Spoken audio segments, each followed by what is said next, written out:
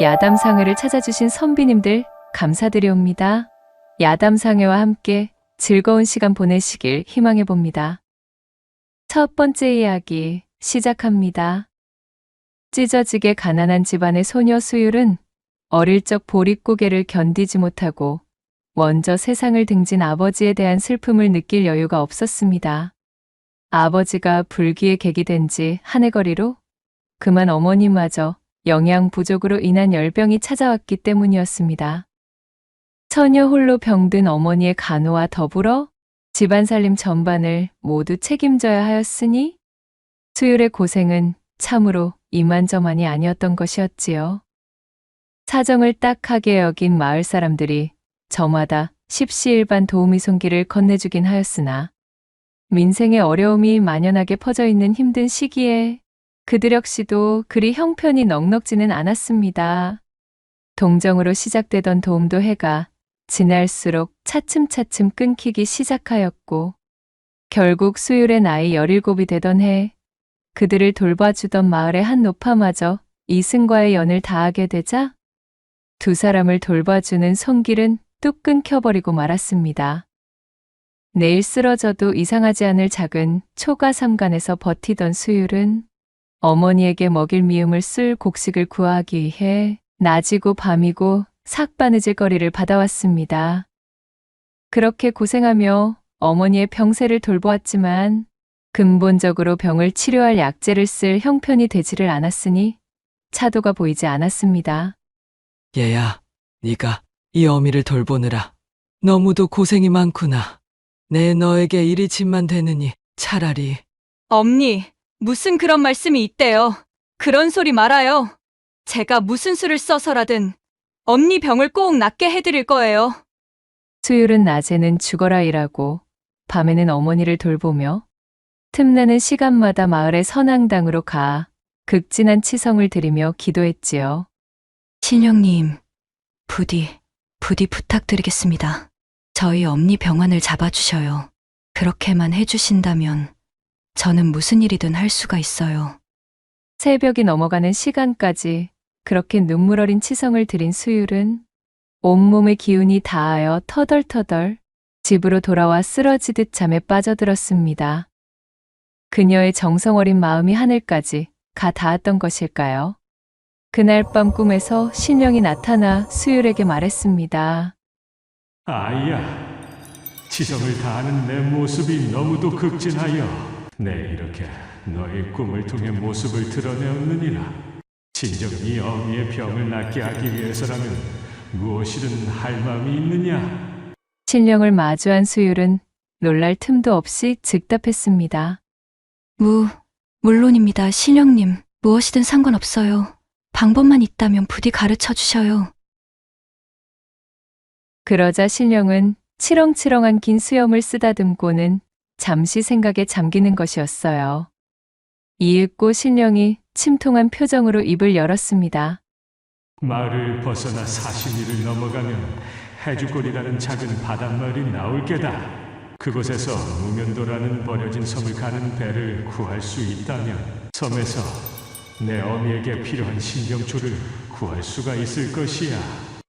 신병초는 유일하게 그곳에서만 발견할 수 있는 약초이니 그것만이 방법이겠구나. 잎사귀가 피처럼 붉은 약초를 찾으면 되느니라. 신병초라는 약초에 대해 설명해준 신령은 거짓말처럼 연기 속으로 사라져버렸고 수율은 잠꼬대와 함께 비명을 지르며 꿈에서 깨어났습니다. 해주골과 무면도, 그리고 신병초란 말이지. 수율은 꿈속에서 신령이 일러준 단어들을 되뇌이며 그렇게 결의를 다졌어요. 이웃에게 자신이 돌아올 때까지 어머니를 돌봐달라 신신당부하고 조금의 푼돈을 건넨 수율은 그 길로 진보다리를 꾸리고는 신령이 말한 해주골을 향해 길을 떠났습니다. 산 넘고 물 건너 기나긴 여정이었지만 어미를 구한다는 일념 하나로 수율은 이를 악물고 버텨내며 발길을 재촉했지요. 가진 고생 끝에 해주골까지 닿은 수율은 허기를 참으며 무면도로 향하는 배를 구하기 시작했습니다. 어르신, 부디 부탁입니다. 무면도로 가주실 수는 없으신가요? 뭐? 무면도? 그런데 이상했습니다. 수율의 말을 듣는 선주들마다 얼굴이 사색이 되어서는 손사래를 치는 것이었어요. 예끼, 이 처자가 지금 누굴 황천으로 보내려고 작정이라도 한 겐가? 무면도라니, 제정신인가? 그곳은 저주를 받은 섬이란 말이여. 그곳에 발을 들였다가 물고기밥 신세가 된다는 소리는 이곳 사람이라면 모두가 들어본 말이여. 그러니 썩 돌아가. 제발 부탁드려요.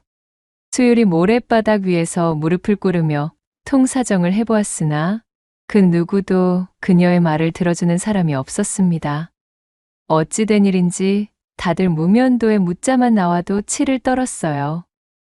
그렇게 하루 종일 아무것도 먹지 못한 채로 무면도를 향하는 배를 구하던 수율은 배를 구하지 못했다는 불안함과 더불어 쌓여있던 피로가 한꺼번에 엄습해왔고 기진맥진하여 그만 정신을 잃은 채 까무러치고 말았습니다. 수율이 정신을 차리자 어느 허름한 초가의 지붕이 눈에 들어왔습니다. 시각은 이미 어둠이 천하를 잡아먹은 삼경에 가까운 때였지요. 정신이 드셨소? 행색을 보아하니 멀리서부터 오신 분 같으신데 어찌 그리 무모하단 말이오? 곡기를 끄는 지 꽤나 되어 보입니다 그려. 비틀거리며 자리에서 일어나니 낯선 사내의 목소리가 들렸습니다. 여기는 안심하시오. 이곳은 내 집이오. 나는 어부 노릇을 하며 이 고을에 살고 있는 망건이라 하오. 처자는 이름이 어찌 되시오? 저는 수율이라고 합니다. 헌데 제가 어찌 이곳에 있는 것인가요? 기억나지 않으시오? 부둣가에서 혼절하여 쓰러지셨잖소. 부둣가에서 무면도로 향하는 배를 구한다며 동네방네 떠들어대는 광증 걸린 처자가 있다는 소리에 가보니 바로 처자를 두고 하는 소리였지 뭡니까? 이 고을에서 광증은 전염이 된다는 풍문이 있기에 아무도 혼절한 처자를 도와주려 하지 않았시다. 그리하여 내 우리 집으로 데려온 것이오. 감사합니다. 참으로 감사드립니다. 자, 인사는 나중으로 미루시고 일단 여기 요기 좀 하시오.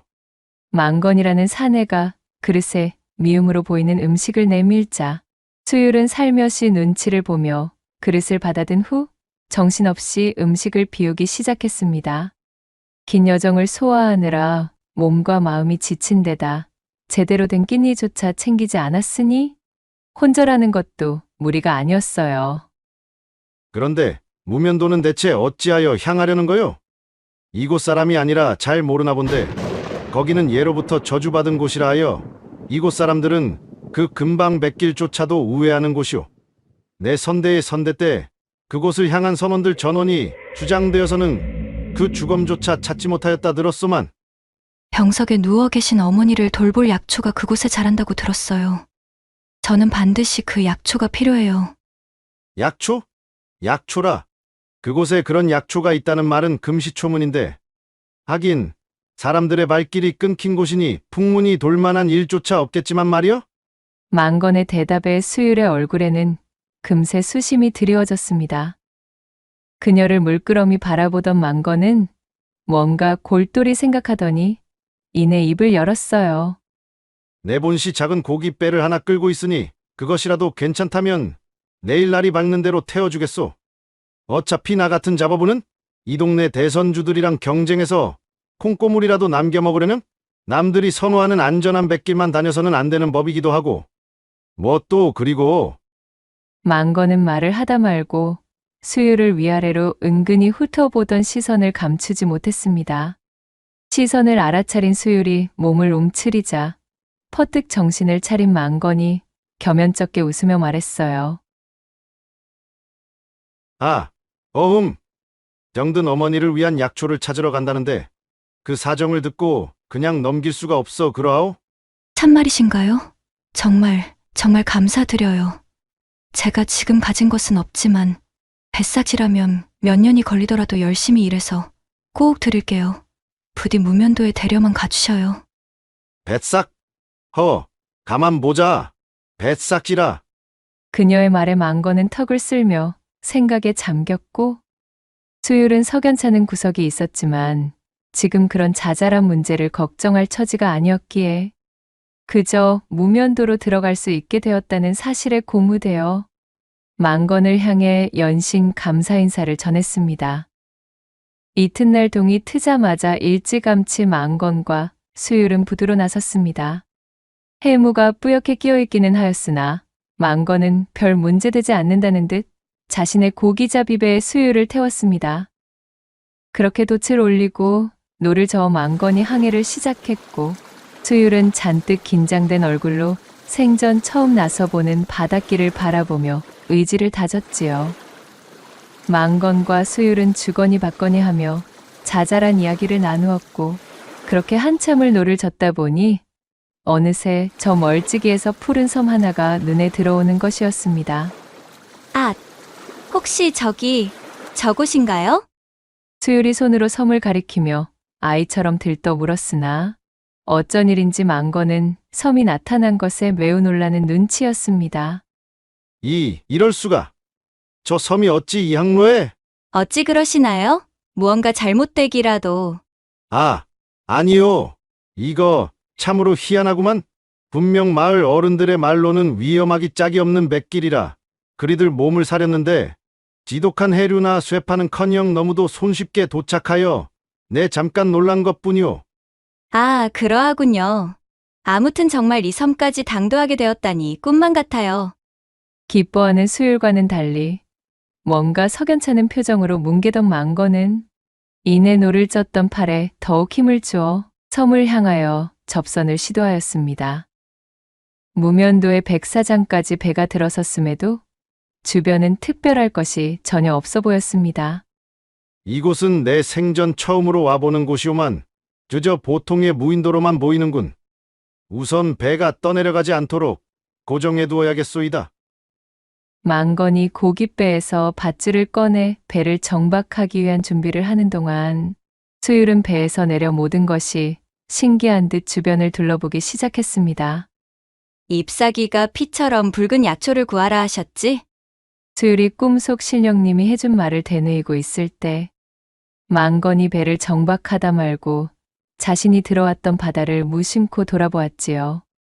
분명 한참 전 섬으로 들어올 때는 그리도 청명하고 맑기만 하던 바닷길이 어느덧 자욱한 해무가 깔려 결코 섬을 찾을 수 없을 지경으로 펼쳐져 있었습니다.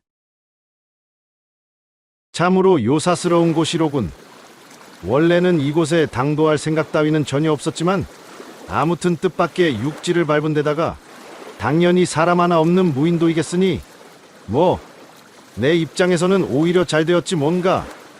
망건은 고개를 돌려 백사장과 푸른 나무들로 둘러싸여 있는 깎아지른 듯한 봉우리에 정신이 팔린 수율의 뒷모습을 훑었습니다. 그는 마른 침을 꿀꺽 삼키며 그녀에게 다가섰지요. 그럼 어서 약초를. 수율이 두근거리는 가슴을 진정하려 손을 얹은 채 몸을 돌려 망건을 바라보며 외치려는데 그의 낌새가 이상했습니다. 친절하던 그의 얼굴은 온데간데 없었고 흡사 자신을 마치 먹잇감 바라보듯 노리는 짐승의 눈을 하고 있었습니다. 저기 어찌 이러셔요. 수율이 잔뜩 긴장한 채 몸을 움츠리며 뒷걸음질 치자 망건이 키득키득 웃으며 중얼거렸습니다. 참으로 순진도 하시군. 대관절 처음 만난 사내를 어찌 믿고 바닷길에 덥석 동행을 한단 말이오? 게다가 자진하여 무인도로 들어선다니 이거야 완전 날 잡아 잡수하는 꼴 아니냐 이 말씀이지.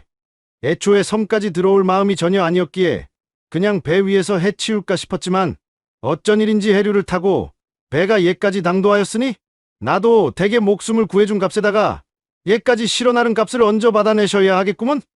말을 마친 망건이 눈을 빛내며 건개처럼 수율에게 달려들었습니다. 너무 놀란 수율이 찢어지는 듯한 비명을 지르며 도망쳤으나 무면도는 알려진 대로 무인도였기에 수율의 비명은 그저 허공의 맴돌 뿐이었습니다. 망건은 수율의 머리채를 잡아 백사장에 쓰러뜨렸고 그 위로 올라타며 그녀의 옷구름을 거칠게 잡아채 뜯어내려 하였지요. 아니 됩니다. 이러지 마셔요. 수율이 완강히 저항하자 망건은 손을 들어 그녀의 뺨을 내리쳤습니다. 그 순간 쓰러져 있던 수율은 자신의 손에 큼지막한 조개 껍데기가 잡히는 것이 느껴졌고 그것을 즉시 휘둘러 망건의 얼굴을 공격하였지요. 조개 껍데기에 얼굴을 가격당한 망건은 얼굴을 부여잡으며 비명을 질렀습니다. 통증을 느낀 그가 뒤로 발라당 자빠져 버렸고 수율은 그때를 놓치지 않고 옷을 여밀 새도 없이 일어나 백사장 반대편의 숲을 쪽으로 내달렸지요. 이런 밀어먹을 년! 거기 서지 못해! 수율이 벼락 같은 고함을 질렀지만 조개 껍데기에 한쪽 눈을 다친 탓에 앞이 제대로 보이지 않았습니다. 젠장! 그는 손으로 한쪽 얼굴을 감싸준 채 비틀거렸으나 수율은 이미 그의 시야에서 사라져 섬 안쪽의 숲으로 들어가 버린 지 오래였지요. 그래! 어디 혼자 이 황량한 무인도에서 잘 살아남아 보시지! 각! 페이! 계획이 수포로 돌아가고 부상까지 당하자 머리끝까지 화가 뻗친 망건은 수율이 사라진 숲을 향해 고래고래 소리를 지르고는 자신이 타고 온 배를 정비해 파도 위에 띄웠습니다. 그는 수율에게 안갚음을 하고자 무면도에 버려둔 채 혼자 돌아갈 심산이었지요. 이윽고 망건이 올라탄 고깃배는 파도를 타며 점점 더 섬과 멀어지기 시작했고 한참이 지나자 그의 배는 안개 저 너머 속으로 사라져 흔적조차 보이지 않게 되었습니다.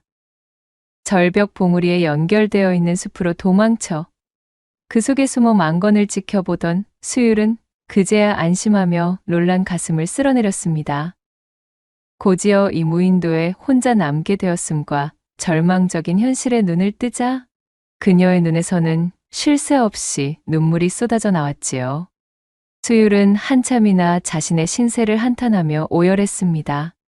그렇게 목이 쉴 정도로 목 놓아 울음을 터뜨린 그녀는 고개를 들어 눈물을 훔쳤지요. 여기서 이렇게 포기하면 홀로 남아 자신의 생환을 기다리고 있을 어머니가 걱정이었습니다. 그래, 내가 지금 이렇게 포기하고 있을 여유가 없구나. 돌아가는 방법일랑 일단은 제쳐두고 어차피 무면도에 발을 들인 이상 신령님께서 말씀하신 신병초부터 열심히 찾아보자.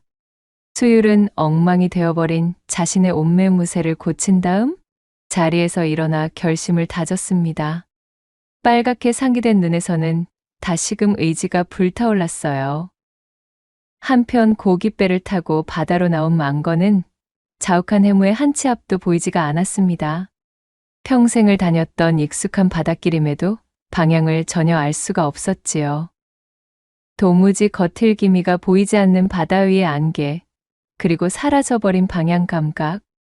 망건은 얼굴에 상처를 어루만지며 욕지기를 뱉고는 투덜거렸습니다. 허! 나 원참 밀어먹을! 대체 이게 어찌된 일이야? 그는 그제야 덜컥 겁이 났습니다.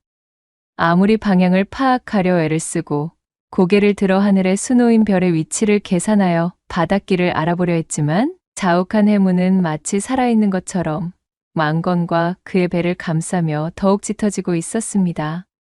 망건은 결국 제 고을 어른들이 입버릇처럼 이야기하던 저주에 사로잡힌 듯 그렇게 영원히 해무 속의 바다 위를 표류할 뿐이었어요.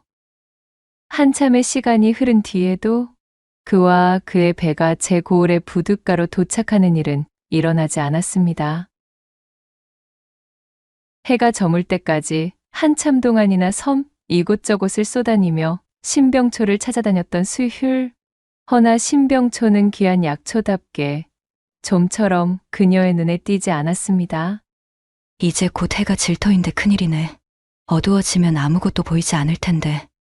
배에서는 꼬르륵 소리가 들려왔고 한참이나 섬을 헤매느라 갈증이 깊어 그녀의 몸은 상당히 지친 상태였습니다.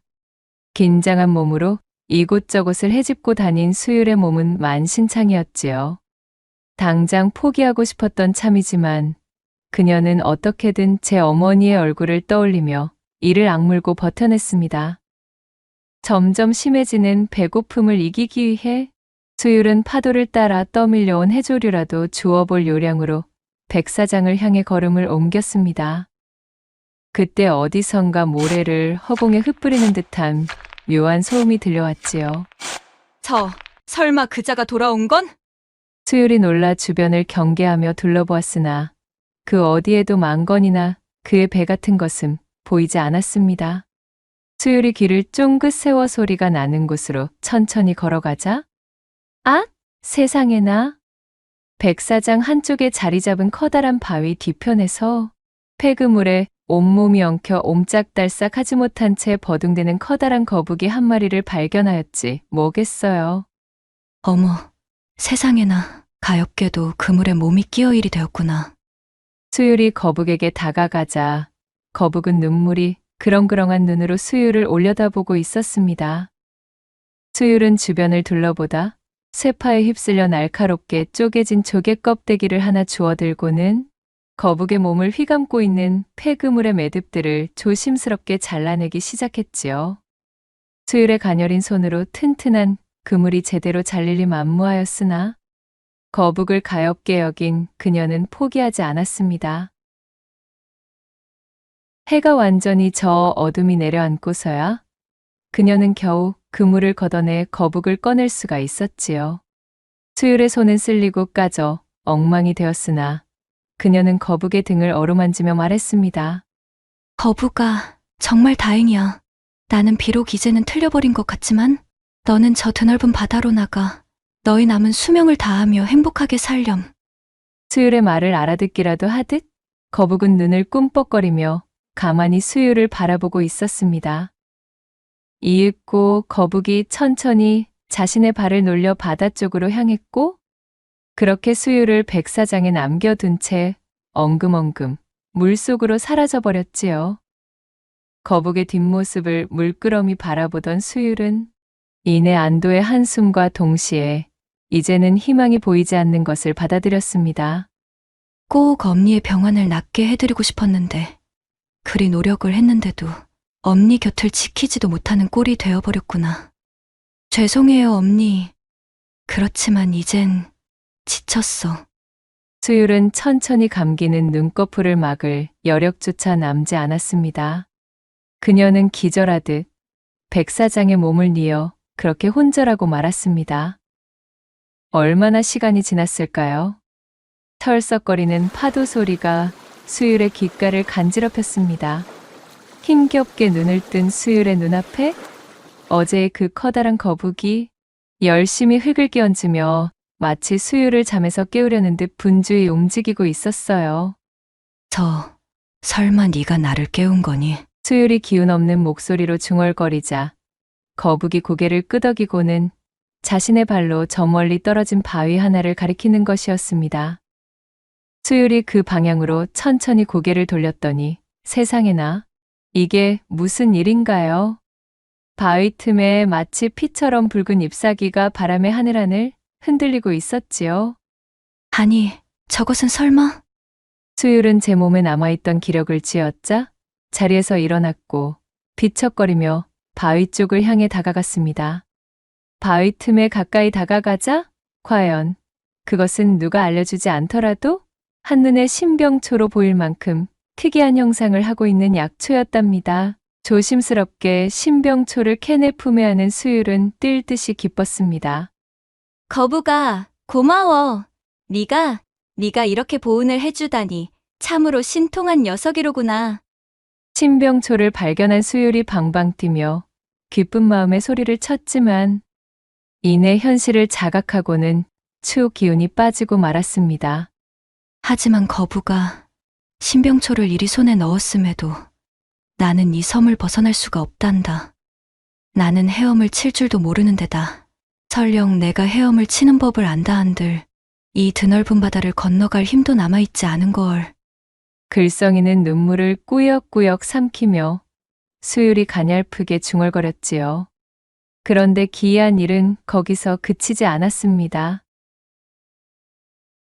거북은 몸을 뒤로 돌리며 자신의 앞발을 흔들어대 마치 제 등에 올라타라는 듯 등갑을 들썩이는 것이었어요.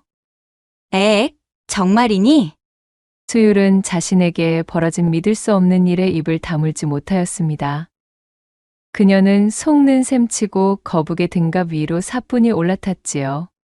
그러자 거북은 천천히 몸을 움직여 바다를 향해 들어갔고 이내 부드럽게 헤엄치며 바다 위를 가로지르기 시작했답니다.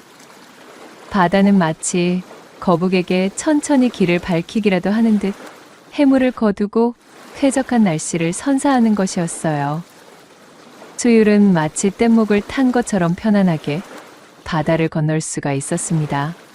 거북의 등을 붙잡고서 한참을 항해한 끝에 그녀는 자신이 무면도를 향해 출발했던 부둣가 근처에 외딴 백사장으로 당도할 수 있었습니다. 거북아, 참으로 너무나 고맙고 감사하단다. 네가 나를 이렇게 도와주어 내가 무사히 돌아올 수가 있었구나. 거북은 그녀의 인사에 연신 고개를 끄덕이고는 입을 벌려 백사장이에 무언가를 뱉어냈어요. 그것은 다름 아닌 영롱한 빛을 뿜는 큼지막한 크기의 진주였습니다. 어머, 이게 뭐니? 이것도 나에게 주는 거니?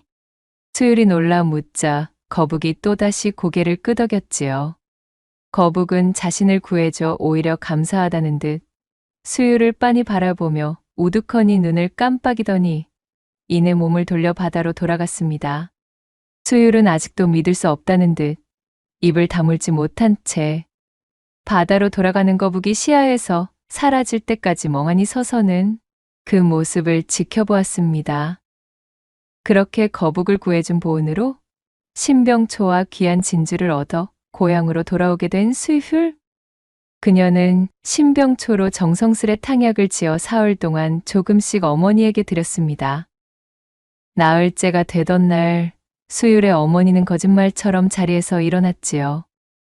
수율과 자초지종을 모두 알게 된 그녀의 어머니는 서로를 얼싸안고 눈물을 터뜨리며 선앙당 쪽을 향해 연신절을 올렸습니다. 신령님, 참으로 감사합니다. 거북아 너무나 감사하구나. 그렇게 병석에서 일어난 어머니는 건강을 되찾았고 갖은 고생을 하며 우여곡절 끝에 자신이 소망하던 것을 이루게 된 수율은 앞으로의 미래를 준비해 보기 위해 곰곰이 생각하다 거북에게 받은 진주를 장터에 내다 팔고 그 돈으로 송아지 한 마리를 사기로 마음먹었습니다. 진주를 판 돈만으로는 당장 밭일에 써먹을 수 있는 훈련된 송아지나 소를 사기엔 부족한 금액이었기에 어쩔 수 없이 훈련이 전혀 되어 있지 않은 데다 그 행실이 천방지축이라 싸게 내어놓은 송아지 한 마리를 겨우 사들일 수 있었습니다. 송아지라고는 하나 지금껏 빠듯하고 쪼들리는 생활로 끼니나 때우며 연명하던 수율의 인생에서 생전 처음으로 가져보는 소이자 재산이었어요. 수율은 감개무량하여 뜰 듯이 기뻤습니다.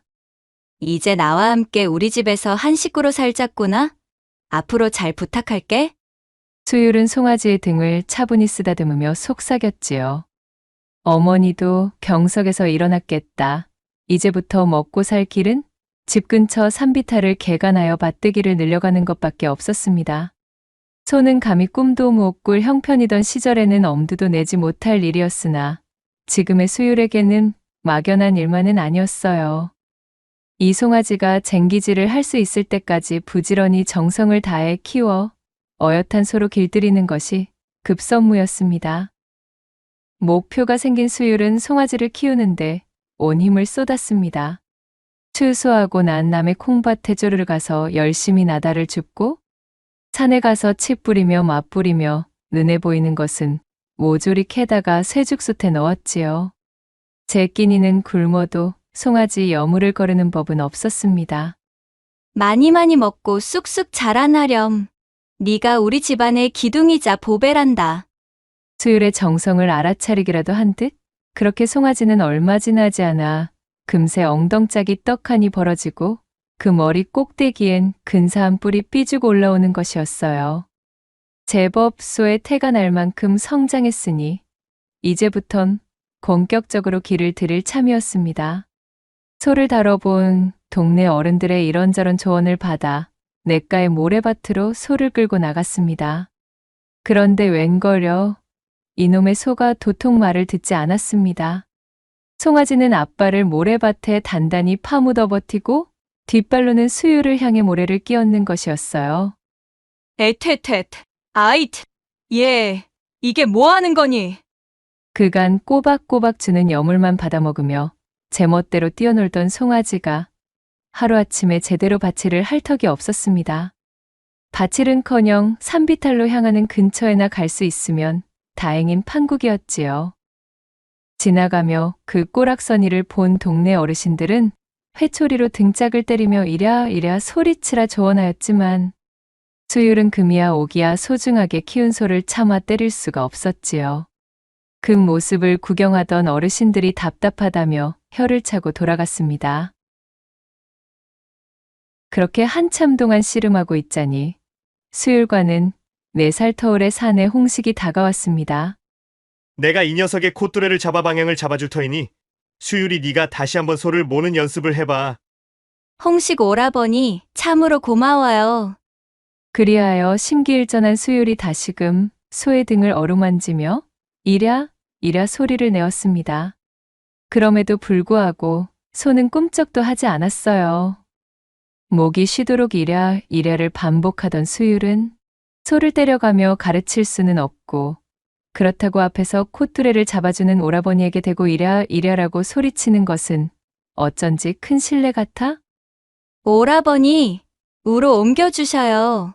오라버니, 멈춰주세요. 오라버니, 이번에는 자로 가주셔요. 라는 식으로 말을 건네며 가까스로 소의 방향을 잡고 있었지요. 이렇게 보름쯤 홍식의 도움을 받아 연습을 하자 소가 제법 길이 들었습니다. 여전히 냇가의 모래밭에서 홍식이 콧뚜레를 잡고 수율은 이랴 이랴를 외치며 진로대로 소를 몰고 있었습니다.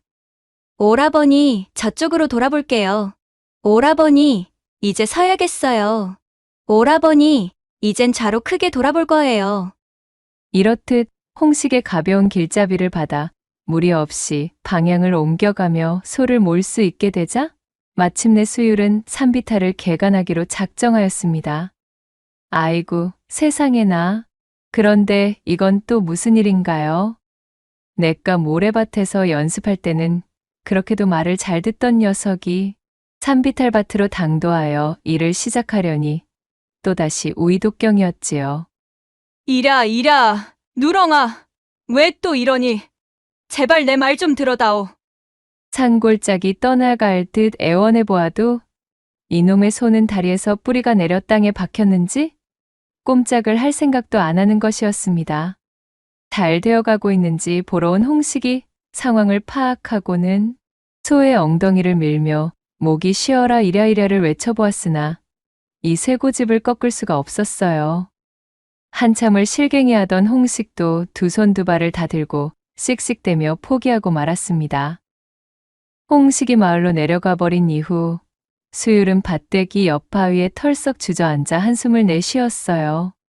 그러던 중 번개처럼 머릿속을 스치고 떠오르는 것이 있었지요. 그 길로 벌떡 일어난 수율이 소의 콧뚜레를 붙잡고는 오, 오라버니? 어서 앞으로 가실까요? 라고 중얼거렸더니 세상에 그렇게 버티고 섰던 소가 걸음을 떼는 것이 아니겠어요? 오라버니, 왼쪽으로 도셔요. 그 말을 들은 소는 부드럽게 왼쪽으로 돌며 걷기 시작했습니다. 오라버니, 이제 되었어요. 서셔요. 소는 그 자리에서 뚝하니 멈춰 능청스럽게 되새김질을 하고 있었지요. 그제야 수율은 모래밭에서 홍식과 함께 연습하며 홍식에게 외쳤던 오라버니라는 소리에 훈련이 된 탓에 그 말에만 반응하는 이 소의 목덜미를 안고 빙긋이 웃었습니다. 그렇게 시간은 훌쩍 흘렀습니다. 어느 날씨 좋던 봄날이었어요. 오라버니, 오른쪽으로 가세요. 오라버니, 이제 그 자리에 서셔요. 돌밭에서 이러한 생뚱맞은 소리가 들리는 것을 알아차린 박영감이 수율에게 다가와 빈정대며 물었지요. 아니 수유라, 세상천지 이것이 무슨 경우냐? 어찌 이 소를 보고 오라버니라 부르는 게야? 네가 저 황소의 동생이라도 되느냐? 박영감의 놀림에 기분이 확 나빠진 수율의 얼굴이 홍당무가 되었고 보란 듯이 오라버니라는 말을 빼고 소를 몰아보았지만 소는 꿈쩍도 하지 않았습니다. 오라버니라 부를 때만 발을 떼는 것이었지요. 어이구 수유라, 오라버니와 오순도순 열심히 일하거라. 껄껄 웃으며 지나간 박영감은 그 길로 동네방네 이 사실을 소문내버렸습니다. 그 이튿날부터 수유린의 산비탈 밭대기엔 구경꾼들이 몰려와 배꼽을 잡고 뒤집어졌습니다. 구경꾼들이 소리를 지르며 오라버니 소야, 동생 말을 좀 들어주거라 등의 농을 던지자 바치를 하던 수율은 창피해 볼을 부풀렸습니다. 구경꾼들이 돌아갈 때까지 우두커니 서 기다렸지만 그들은 항시 몰려와 수율과 소를 놀려대었지요. 그런 날들이 반복되자 창피함과 속상함에 단단히 화가 난 수율은 집안에 틀어박혀 버렸고 이를 보다 못한 수율의 어미가 소를 몰고 우시장으로 향했습니다. 제법 몸집을 불려 키워놓았으니 이 소를 팔아 다른 소로 바꿀 심산이었어요. 허나 소문이 크게 돌았는지 오라버니 소리를 들어야 밭을 가는 소에게는 그 누구도 관심이 없었지요. 아무도 사려는 사람이 없었습니다. 내친 김에 수율의 어미는 소를 끌고 도축장으로 발길을 돌렸습니다. 그랬더니 웬걸요? 소가 도축장 앞에서 눈물을 뚝뚝 흘리며 버티고 서는 것이 아니겠어요. 그때 어미가 끌고 나간 소를 쫓아 물어물어 도축장까지 뛰어온 수율이 소리쳤습니다. 아이고 엄니, 아니 돼요. 그리하시면 아니 돼요. 아무리 속을 썩이기로서니 이렇게 듬직하게 키워놓은 식구를 이제와 도축장으로 보내다니요. 수율은 소의 목을 얼싸안고 울면서 집으로 발걸음을 돌렸고 눈물을 뚝뚝 흘리던 소는 언제 그랬냐는 듯 수율의 안내를 따라 뚜벅뚜벅 집을 향해 걷는 것이었습니다. 그렇게 퉁퉁 부은 눈으로 집으로 돌아오던 수율은 이상한 일을 겪게 되었어요. 도축장에서 집으로 향하는 곳에 흐르는 개천에는 외나무 다리가 있는데 그곳에서 마주친 덩치 큰 황소를 보자마자 수율이네 어린 황소가 다짜고짜 들이받아 개천으로 떨어뜨리지 뭔가요 정말. 그리고는 마치 승리를 만끽하기라도 하는 듯 고개를 위아래로 흔들며 콧김을 뿜는 것이었어요. 그 모습을 본 수율과 그녀의 어미는 깜짝 놀라고 말았지요. 그 일이 있고부터 3년이 흘렀습니다. 수율은 개가 나던 돌밭에 매년 콩을 심었고 누렁이, 여물을 쓰던 쇠죽솥에는 콩이 그득하게 들어갔습니다.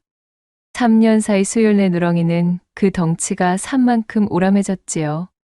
소싸움 대회가 열리는 곳이라면 이골 저골 따지지 않고 돌아다니며 참가해온 누렁이는 이 바닥에서 소문난 장사였습니다. 이때까지의 전적이 무려 14전 14승이었어요.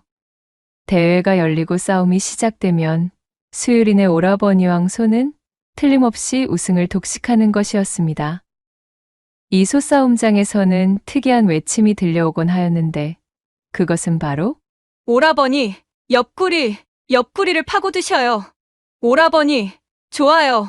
계속 밀어붙이셔요. 오라버니, 지금이에요. 뒤집으셔요.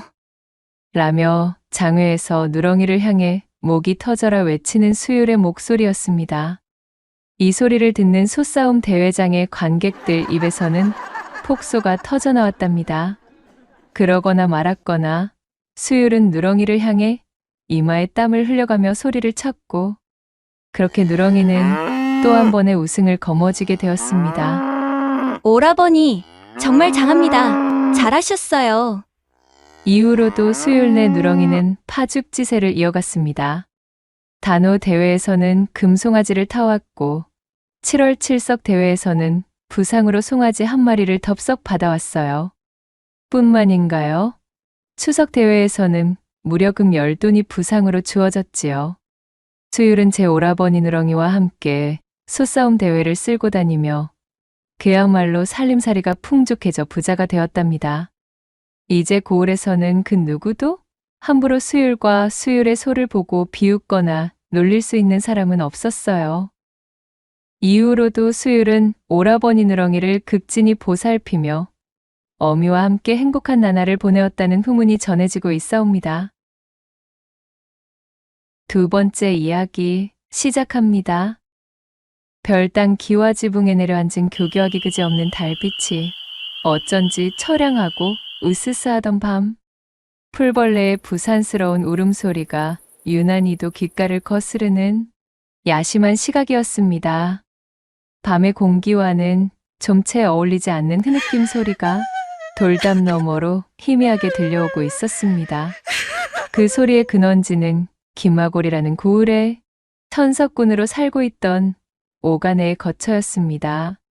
그 슬픈 울음소리의 주인공은 다름 아닌 오간의 막내 여식 약선이었지요. 저 어린 것이 얼마나 분에 바쳤으며 이 야심을 틈타 저리도 울음을 토해내는 것일꼬. 참으로 안쓰럽기 그지없구나. 별당에서 자신이 딸아이가 슬피 내는 울음소리에 잠을 이루지 못하고 있던 오가의 가슴은 미어지듯 옥죄어만 왔습니다. 하늘도 참으로 무심하기만 하구나. 저 가여운 것이 대체 무슨 잘못이 있다오. 그칠 줄 모르는 딸의 울음소리에 오가는 멍하니 천장을 올려다보며 큰 한숨을 토해낼 수밖에 없었습니다. 사정은 이러했습니다. 이웃고을의 박참판 댁에는 참으로 개차반 같은 아들 녀석인 봉패라는 인물이 하나 있었는데 봉패는 동네 왈패들과 어울려 다니며 고을을 들쑤시고 저작거리 노름판이라는 노름판은 죄 기웃거리면서 주색 잡기에 여념이 없는 그야말로 망나니 중의 망나니였습니다. 내 오늘은 또 어디 가서 난장을 놓아볼까나?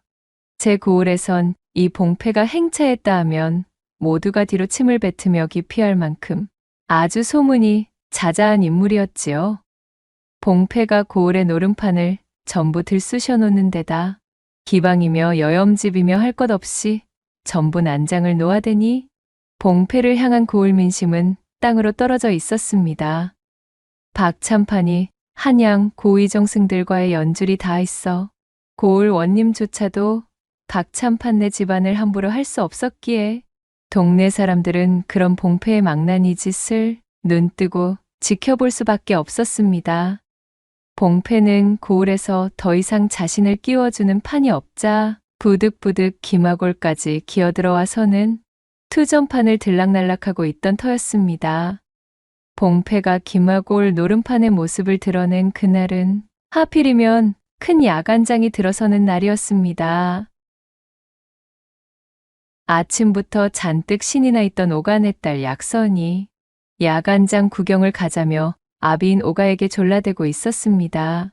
원, 녀석도. 그래도 야간장을 가보고 싶은 게야? 물론이죠. 아버지, 제가 이날만을 얼마나 고대하고 있었는데요. 가서 신기한 것을 잔뜩 구경하고 싶어요. 아비의 손을 잡고 아이처럼 좋아하며 장터를 나온 약선은 이곳저곳을 구경하기에 여념이 없었습니다. 오가는 자신의 딸이 너무도 신나하는 모습을 흐뭇하게 지켜보고 있었지요. 그런데 바로 그 순간 흥에 취해 촐싹거리다가 그만 인파에 떠밀려 약선이 오가와 맞잡은 손을 놓쳐버리고 말았답니다. 밀려드는 장터의 인파가 붐비는 통에 약선은 금세 저 멀찍이 휩쓸리고 말았어요. 참으로 일진이 나빴던 것이 장터 안의 투전판에서 가져온 판돈을 모두 잃은 박참판의 망나니 아들 봉패가 제 성질을 이기지 못하고 씩씩거리며 분풀이할 대상을 찾고 있었던 것이었습니다. 말 그대로 가는 날이 장날이었던 것이지요. 인파에 떠밀려 아비와 떨어져 울상을 하고 허둥거리던 약선이 주변을 어슬렁거리며 먹잇감을 찾던 봉패의 눈에 들어오게 되었습니다. 기분도 더러웠는데 때마침 잘 걸렸다. 약선을 발견하고 완전히 눈이 돌아버린 봉패는 그 길로 약선의 손을 잡아채웠습니다. 사람들의 발길이 닿지 않는 장터 뒷골목의 석재 담벼락으로 끌고 가선 그대로 약선을 욕보이고 말았지요. 약선의 비명소리는 바글거리는 인파의 소란 때문에 잦아들었고 누구 하나 알아차리는 이가 없었습니다.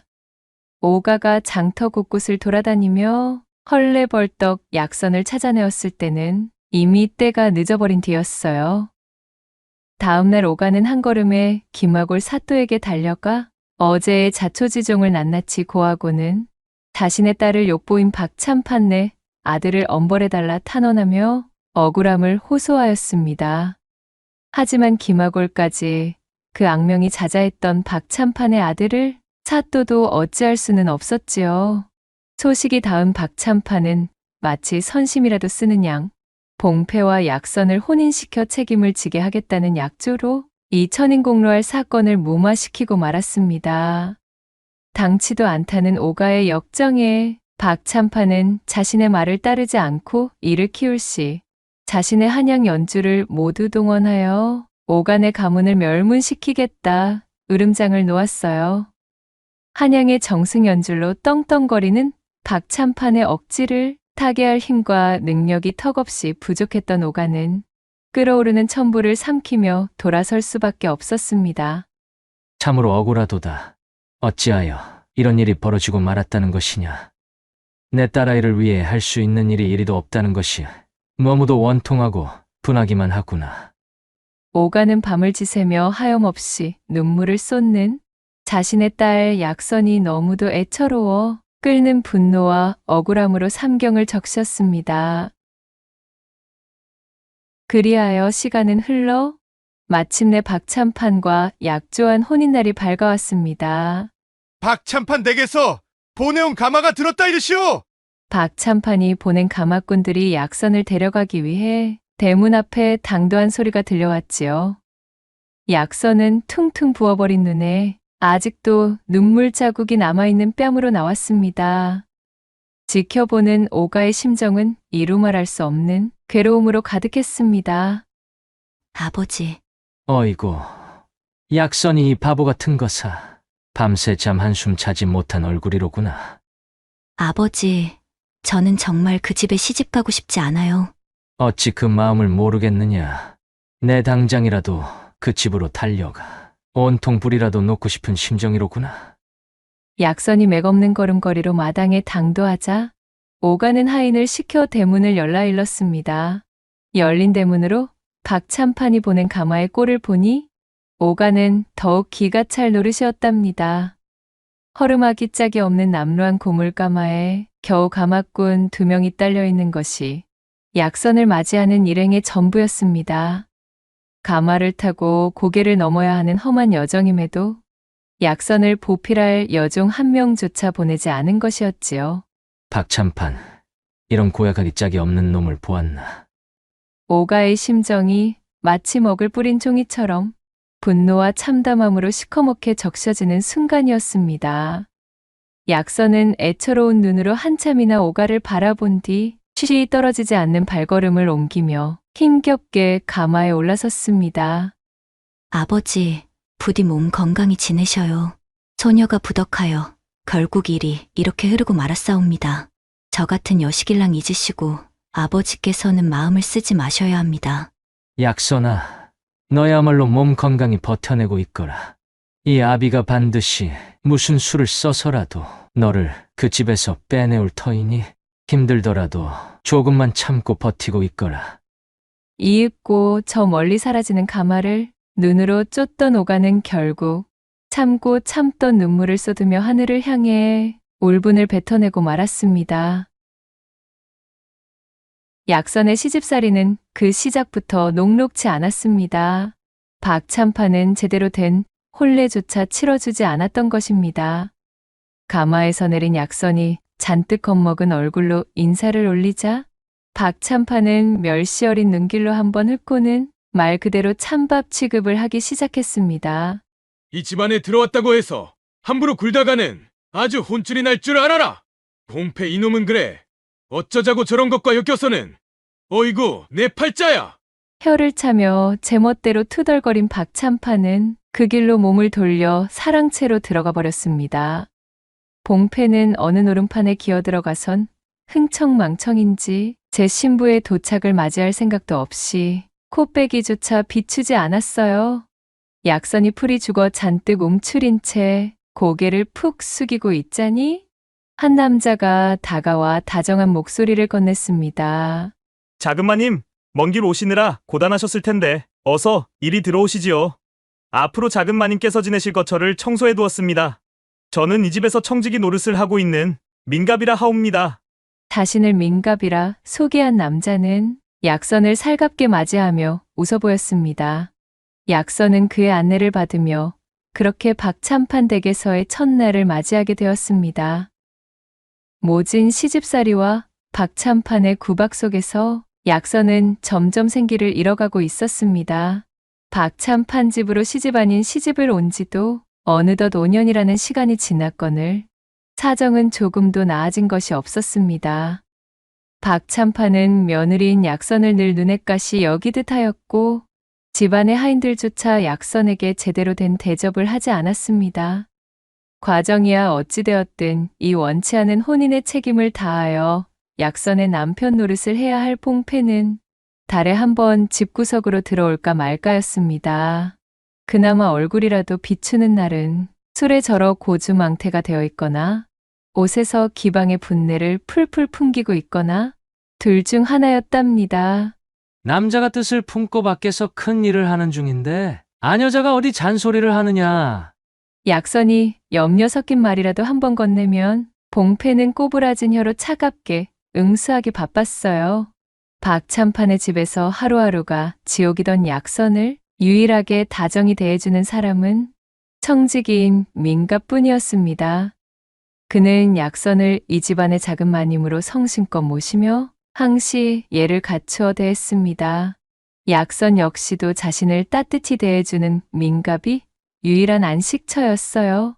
약선이 박참판의 푸대접에 기운이라도 쭉 빠져 있으면 어디선가 민갑이 나타나 따뜻한 꿀차를 내어와선 약선의 방 앞에 내려놓곤 했습니다. 자금마님, 기운을 잃으시면 안 됩니다. 따뜻하게 속이라도 좀 적시도록 하시지요. 매번 늘 고맙구나. 이 집안에서 나를 사람 대우하는 자는 민갑이 너뿐이로구나. 내 덕에 그나마 이 지옥 같은 하루를 버틴단다. 무슨 그런 말씀을 하십니까? 당연히 제가 해야 될 일을 하는 것뿐이지요. 자금마님께서도 얼른 힘을 내셔야만 합니다. 성품이 곱고 어진 분이시니 반드시 좋은 날이 찾아올 것입니다. 과연 그런 날이 오기는 할까? 나는 도통 알 수가 없구나. 물론입니다, 자금마님. 그런 날은 반드시 찾아오기 마련이지요. 민갑은 시원한 하늘 같은 낯빛으로 웃으며 약선을 위로해주곤 하였습니다. 마음을 내려놓고 휴식할 시간을 벌어다주는 민갑의 진심 어린 호의에 약선은 옅게나마 미소를 보일 수 있었습니다. 하늘이 약선의 가여움을 알아본 것일까요? 천지신명도 더는 묵과할 수 없었던 것일까요? 비가 억수같이 쏟아지는 어느 날 박참판 댁에 비보가 날아들었습니다. 봉패가 노름판에서 과하게 들이켰던 탁주의 기운을 이기지 못하고 집으로 돌아오는 하천의 다리에서 그만 실족을 하고 만 것이지요. 졸지의 아들의 초상을 치르게 된 박참판은 슬픔에 휩쓸려 길길이 날뛰더니 약선을 그야말로 남편 잡아먹은 여자 취급을 하기 시작했습니다. 사사건건 트집을 잡는 박참판의 구박이 전과는 비견할 수 없을 정도로 심해져만 갔습니다. 그러고도 부족했는지 봉패의 초상이 끝나고 얼마 지나지 않아 약선은 박첨판의 집에서 소박을 맞고 공가로 돌아가게 되었습니다. 너는 이 집안 사람이 될 자격이 없는 여자이니라. 앞으로 편히 발 뻗고 잘 생각일랑 거두는 것이 좋다. 남편 잡아먹은 여자로 낙인 찍혀 그럴 일은 없겠지만 행여라도 새로운 혼례를 들거나 새 집안의 사람이라도 되는 날에는 너와 내 아비를 멸문지화 당하도록 내 모든 연줄을 다 동원해서라도 응징해주마. 관 뚜껑 덮을 그날까지 내게는 과부의 꼬리표가 남아있어야 한다. 알겠느냐? 내 아들을 잡아먹은 주제에 절대 잘 먹고 잘 살 수는 없을 게다. 박참판은 약선에게 서슬퍼런 엄포를 놓고는 대문 밖으로 쫓아내었습니다. 5년이 넘도록 그 집에 억지로 시집와 하인처럼 일하며 지냈던 약선의 짐은 겨우 보따리 한 개가 전부였지요. 약선이 수심 깊은 얼굴로 한숨을 쉬고 있는데 대문이 빼꼼 열리고는 민갑이 조심스레 나왔습니다. 민갑은 약선의 손을 잡으며 당장 울음이 터질 것 같은 표정으로 말했어요. 작은 마님, 그동안 정말 갖은 고생 많이도 치우셨습니다. 인가봐. 적지 않은 세월 동안 의지가 되었던 민갑의 얼굴을 보자 약선은 결국 참았던 눈물이 터져나오고 말았습니다. 그간 곱디 고운 정이 많이도 들어 박참판의 집에서 쫓겨나는 것은 견딜 수 있었지만 민갑과 헤어지는 것은 견딜 수 없었던 약선이었지요. 그것은 민갑도 마찬가지였습니다. 살알갑게 챙겨주던 정이 연심으로 무럭무럭 자라 어느새 마음속에 약선을 품고 있던 민갑이었습니다. 작은 마님, 마님은 결코 이런 대접을 받으실 분이 아니십니다. 부디 몸 건강히 지내고 계십시오. 제가 언젠가는 반드시 작은 마님을 모시러 찾아뵙겠습니다. 그때까지 절대 허튼 생각 같은 것은 하시면 아니 되십니다. 민가봐, 너도 꼭 몸 조심하렴. 그간 너희 덕에 내가 끝까지 이 집에서 버텨낼 수 있었단다. 네가 아니었다면 난 아마 진작. 그간 민갑이 알게 모르게 약선을 도와주며 박참판의 모진 매질을 견뎌야 하는 순간도 많이 있었음을 떠올린 약선은 애절한 마음이 되고 말았습니다. 그런 말씀 마십시오. 자, 가는 길이 험할 테니 어서 채비를 하도록 하세요. 서로를 끌어안고 눈물의 이별을 가진 그들은 훗날을 기약하였습니다. 이윽고 박참판 몰래 오가 쪽으로 연통을 넣어두었던 민갑은 멀리서 약선을 마중 나온 약선의 아비 오가가 보이자 말했습니다. 저기 아버님이 보이십니다. 자, 이제 어서 가세요.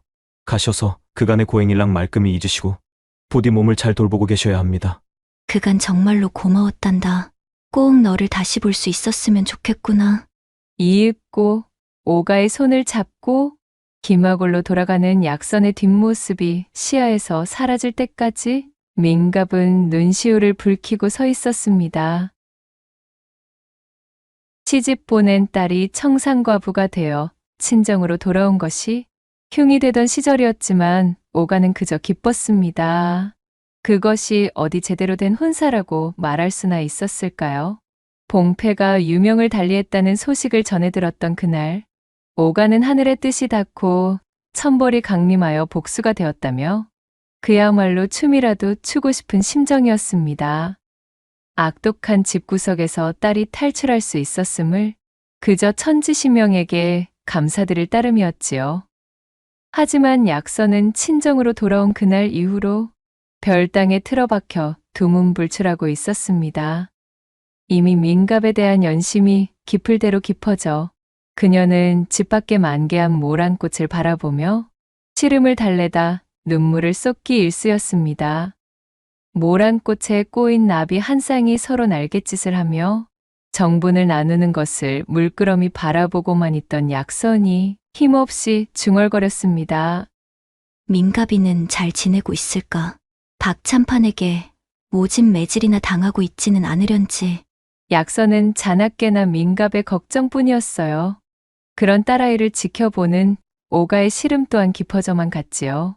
이대로는 아니 되겠구나.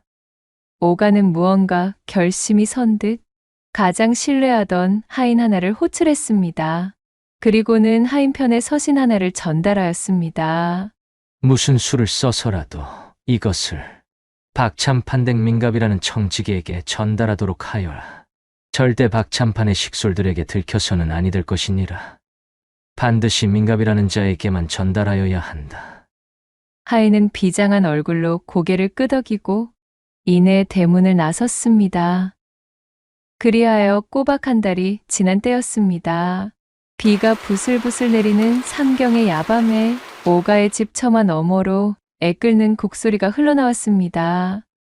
이윽고는 오간의 대문이 열리고 말이 끄는 수레가 가마니로 덮은 관을 싣고 덜커덩거리며 나왔지요. 아니 된다, 약선아. 이리 허망하게 가버리면 이 아비는 어찌 살란 말이더냐. 오가의 침통한 곡소리가 밤하늘을 찢는 듯 울려 퍼졌습니다. 관을 실은 수레는 한동안 오가네의 대문 앞에서 오가의 울음소리를 받아내고는 이내 어둠 저편으로 사라졌습니다. 날이 밝자마자 김화고래는 오간의 청산과부 딸이 그만 처지를 비관하여 스스로 유명을 달리했다는 소문이 바다하게 퍼져나가고 있었습니다. 그로부터 10년이라는 세월이 덧없이 흘러갔답니다. 눈가에 주름이 깊어진 오간은 이른 아침부터 당도한 서신을 읽어보며 촉촉해진 눈시울을 연신 훔치고 있었습니다. 서신은 바로 평안도에서 보내온 민갑의 서신이었습니다. 장인어른, 소인 민갑입니다. 어르신의 옥체엔 별거 없으신지요? 저희는 늘 그렇듯이 아주 잘 지내고 있습니다. 민갑의 힘찬 글씨체로 쓰여진 인사말에 코가 시큰해진 오가는 잠시 고개를 들어 창호밖의 하늘을 올려다보았습니다. 그리고 10년 전의 그날 밤을 떠올렸지요. 10년 전 비가 세차게도 내리며 어두웠던 그날 밤, 곡소리와 빗소리가 뒤섞여 흉흉했던 그날, 오가의 대문을 나서던 말이 끄는 수레에 실려있던 관 속에는 오가가 준비해준 돈꾸러미와 폐물 몇 가지를 품에 안은 약선이 긴장하며 숨죽인 듯 누워 있었습니다. 그리고 말의 고삐를 잡고 있던 차는 다름 아닌 박참판 댁에서 도망쳐 나온 민갑이었지요. 오가의 하인이 보낸 서신을 무사히 전달받은 민갑은 박참판이 눈치채지 못하도록 비밀 서신을 통해 오가와 은밀히 계획을 나눴고 약선의 거짓 초상을 준비하게 되었던 것입니다. 그렇게 김화골 사람들의 눈과 박참판의 눈까지 피해 민갑과 약선은 평안도까지 넘어가 혼인하고는 새롭게 터를 잡았던 것이었습니다. 첫째 놈은 벌써 올해 9이 되었습니다. 이놈의 눈 모양이 벌써부터 장인어른과 빼다 박은 것이 아주 훤칠하게도 생겨 고을 여자아이들에게 인기가 상당하지요. 둘째 놈은 올해로 6인데 벌써 사서 삼경을 읽을 정도로 영특하게 자라고 있어 아내의 사랑을 독차지하고 있습니다. 자신의 손주들 소식이 적힌 대목을 읽어내려가던 오가는 결국 눈물을 터뜨리고 말았습니다. 사위가 약선이와 함께 아주 잘 지내고 있구나. 오가는 허어 웃으며 눈물을 닦아내고는 이윽고 서신의 나머지를 읽기 시작했습니다. 어느덧 살림이 불어 이제 저희는 논이 쉰맞이기 정도 됩니다. 머슴을 둘이나 쓸 정도로 사정이 나아져 다행입니다. 이곳에 터를 잡은 이후 아내는 얼굴에 웃음을 잃지 않고 있습니다. 그 웃음을 바로 옆에서 바라볼 수 있는 것이 이 민가비의 크나큰 낙입니다.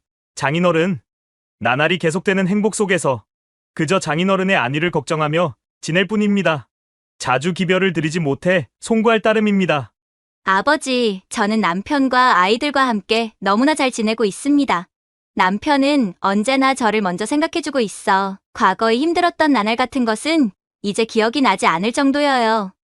언젠가 아버지를 다시 뵐 날을 항시 고대하고 있답니다. 부디 그날이 오기까지 몸 건강히 계세요, 아버지. 서신을 읽던 오가의 얼굴에 희미하게 미소가 피어올랐습니다.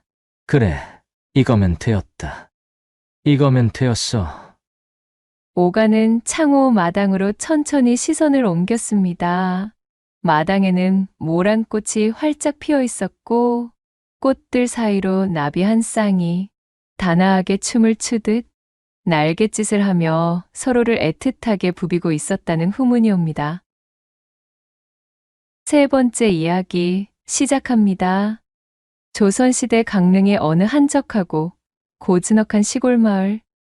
대대로 그곳에 터를 잡고 이어오고 있는 제법 탄탄한 양인 가문인 정가의 현재 주인 정진사라는 자가 있었지요. 그는 강릉에서 알아주는 천하의 한량인 사내였습니다. 타고난 성미가 풍류를 즐기는 데다 배포 또한 남달랐고 집안대대로 내려온 재산도 넉넉하여 곳간이 마르지 않았으니 그는 먹고 사는 일에 걱정이 없어 얼굴에 수심 하나 찾아볼 수가 없었지요. 하여 제가 양반임내 구는 꾀죄죄한 선비들과는 다른 훤칠한 얼굴빛에 시종일관 흘러나오는 여유로움으로 고을의 아낙네들에게는 제법 유명인사가 되어 있었습니다. 자신의 인생 전반에 걸쳐 여인네들의 환심을 사는 것에만 매진하다 보니 어느덧 청산유수와도 같은 말솜씨와 빼어난 방종술까지 차곡차곡 익히게 되어 이 정진사를 한번 겪은 여인들은 그의 끝없는 매력에 빠져 헤어나오지를 못하는 것이었습니다. 어허, 천하가 쉽고 또 쉽구나. 이거야 원, 목표라 하는 것은 태산처럼 높고 오르기가 벅차야 정복하는 맛이 각별한 법이거늘. 어찌하여 이리도 손쉬운 행보만이 이어진단 말인가?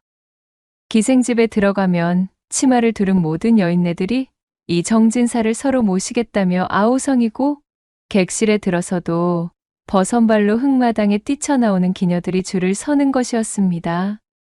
정진사를 향한 여인들의 구애는 끝이 없어서 신분의 고아와 노소를 막론하고 정진사의 바짓가랑이를 붙잡고 늘어지니 그 무리 속에는 여승도 있고 양갓집 규수도 있고 전국을 떠도는 소리꾼에 심지어는 고위대작의 만화님까지 포함되어 있었답니다. 모두가 이 정진사 앞에서는 사족을 못 쓰는 통에 고을의 사내들에게는 정진사가 공통의 주적이라 정진사가 동네를 행차하기라도 하면 등 뒤에서 저마다 볼멘 목소리로 수군거리기 일쑤였습니다. 저런 벼락 맞아 나가 떨어질 인간 같으니라고는 운 좋게 재물복을 끼고 태어나 흥청망청 탕진하며 지내는 자가 뭐가 그리 좋다고 여인들은 저놈만 보면 침을 흘려대는지 원! 아, 참말로 누가 아니래? 저런 놈이 우리 고을에서 버젓이 진사랍시고 돌아다니는 꼴을 보려니 내 속이 시커멓게 타들어간다. 이 말씀이야. 귀신은 뭐하는 것이여? 저런 화상이나 잡아가지 않고서는. 정진사는 자신의 뒤에서 수군거리는 사내들의 불만이 자신에게는 마치 훈장과도 같다는 생각에 기분이 상하기는커녕 더욱 싱글벙글 웃음을 머금으며 잔뜩 거드름이 섞인 걸음걸이를 놀리고는 마을을 돌아다니곤 하였지요. 애템, 참으로 오통제라. 도태된 사내들의 치기 어린 시기심이 이 나의 마음을 더욱 간지럽히는구나. 허나 어찌하겠소이까? 결코 그대들이 못나 여인들의 선택을 받지 못하는 것이 아니외다. 다 이 정진사라는 사내가 너무도 빼어난 것이 원흉이지. 콧노래를 부르며 다음 목표물을 물색하는 정진사는 구름 위를 걷는 모양새로 골목어기를 산들산들 걸어대고 있었습니다. 이렇듯 천하가 제 것이냥 남부러울 것 없이 지내던 정진사에게 생전 처음으로 난관의 벽이 등장하게 되었으니 이 마을 서당으로 새로 부임해온 젊은 훈장이 있었는데 그 훈장에 처대는 사람이 정진사가 일찍이 맛본 적 없는 천하의 자색이었던 것입니다. 그저 미모가 곱기로만 치자면야 기방의 기녀들이 한수위라 하겠지만 저 여인의 아름다움에는 뭔가 그 이상의 오묘한 매력이 있구나. 언젠가 서당 곁을 지나며 흘끔 확인한 훈장의 아내는 어딘가 얼음처럼 서늘하고 동장군이 따로 없는 냉랭한 도도함이 서려 있었으나 그 이면에는 알밤과도 같이 뽀얗고 말끔한 낯빛에 어쩌다 비치는 발그스름한 볼은 마치 매화처럼 이지적이었지요. 훈장이 학동들을 모아놓고 맹자왈 공자왈 글을 가르칠 때면 훈장의 처는 그 옆에서 조용히 앉아 수묵을 치고 있었습니다.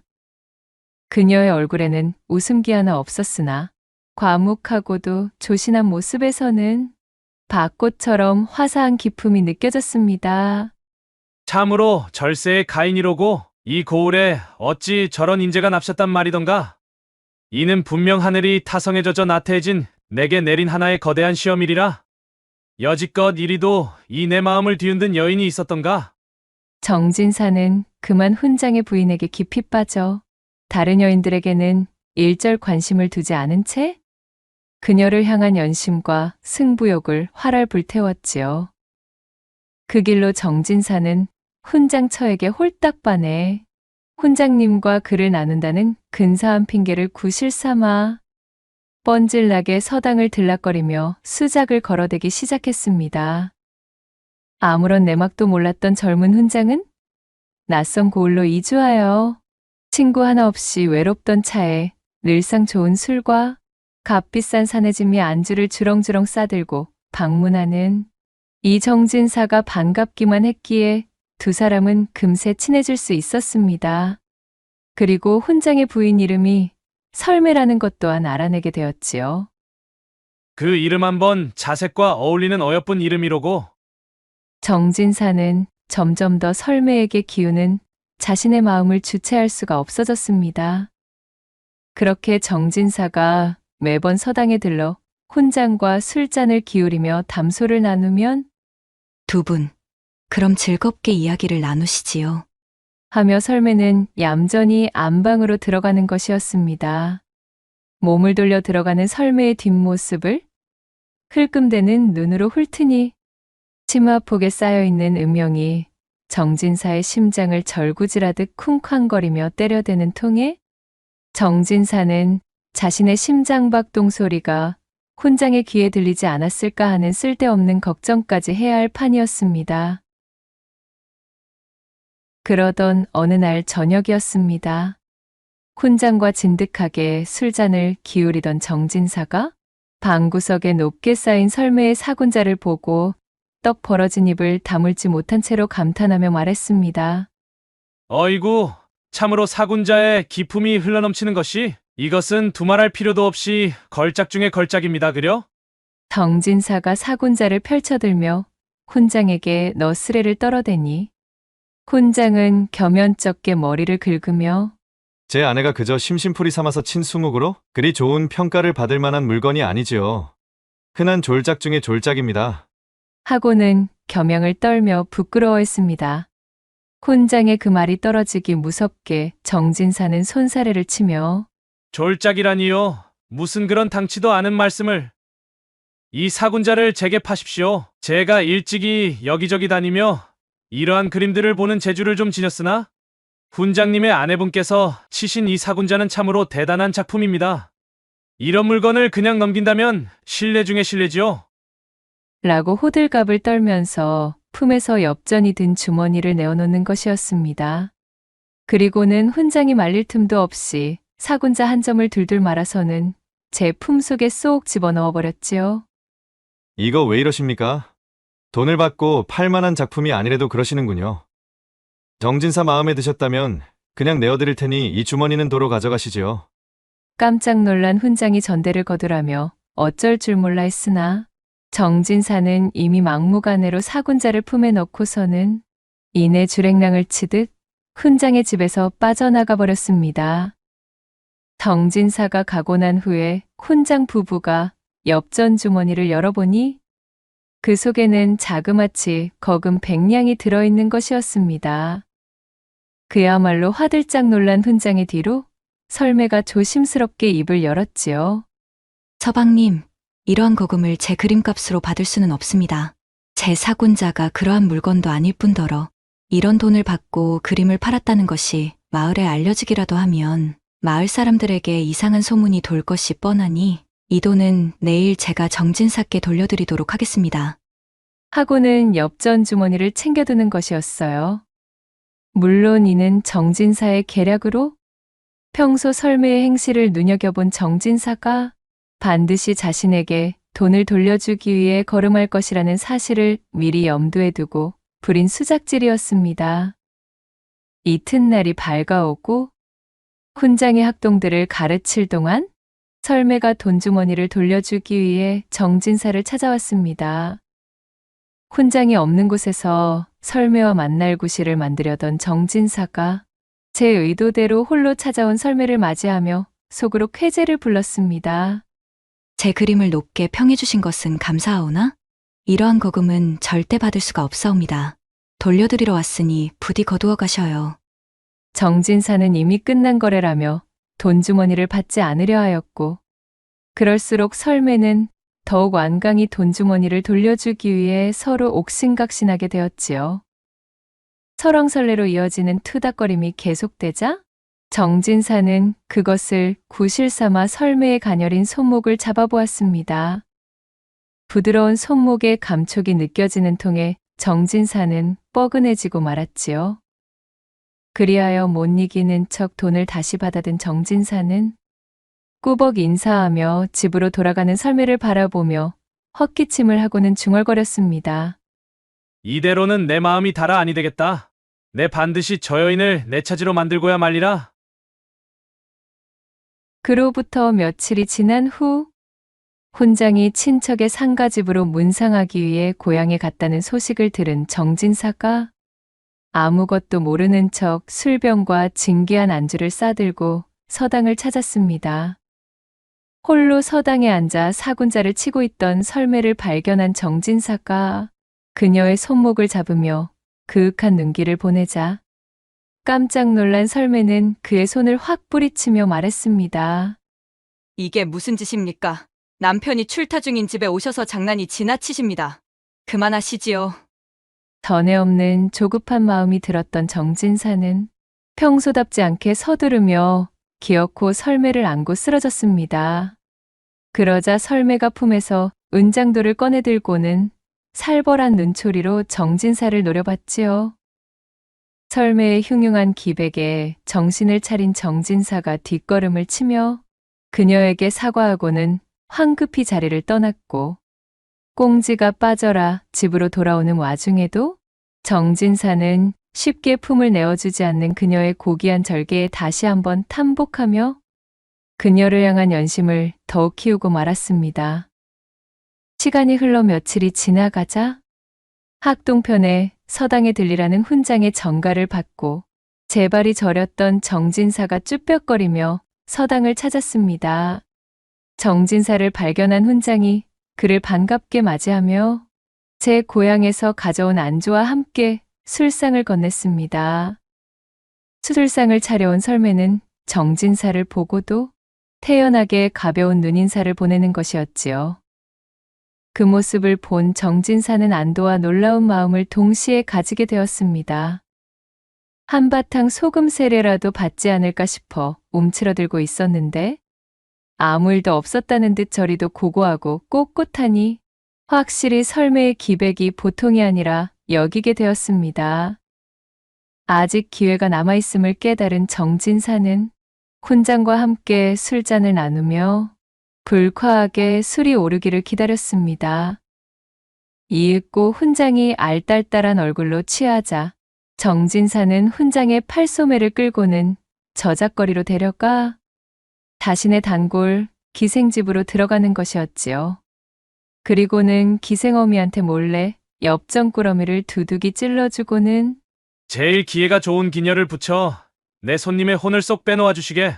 라며 귓속말을 던졌습니다.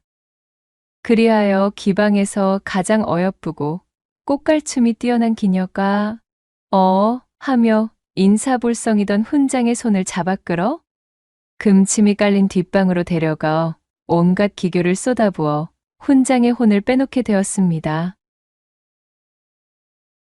주색을 멀리하던 순진한 훈장에게 정진사가 새 세상을 맛보여준 이후 3일이 멀다 하고 정진사와 훈장은 기방을 찾았습니다. 정진사의 꼬임에 넘어간 훈장이 그만 자신을 요리한 기녀에게 대책도 없이 푹 빠져버린 것이었지요. 조신하고 얌전하여 자신의 숨소리마저도 감추는 제 아내 설매와는 달리 이 기녀는 그야말로 촛불도 끄지 않고서는 각종 신통방통한 기회를 선보이며 훈장을 요리하였으니 단단히 늦바람이 든 훈장이 정신을 차리지 못하는 것도 무리가 아니었습니다. 훈장님이 혼자 찾아오시더라도 술값과 해우값은 모두 내게 달아주시게나? 때가 되었음을 알아차린 정진사가 기방에 그리 선언한 이후 훈장은 아예 혼자서도 기방에 출근하기 시작했습니다. 그렇게 훈장이 밤마다 집을 비우는 시간이 늘어만 갔고 그때마다 정진사는 모르는 척 훈장이 없는 훈장집을 방문하여 홀로 지내고 있을 설매에게 눈도장을 착실히 받아갔지요. 설매는 기생집에 빠져 자신을 내버려두는 남편에게 투기를 내색하지 않았습니다. 늘 하던 대로 고고하고 냉랭하게 정진사를 대하며 평소와 같은 모습을 보이고 있었으니까요.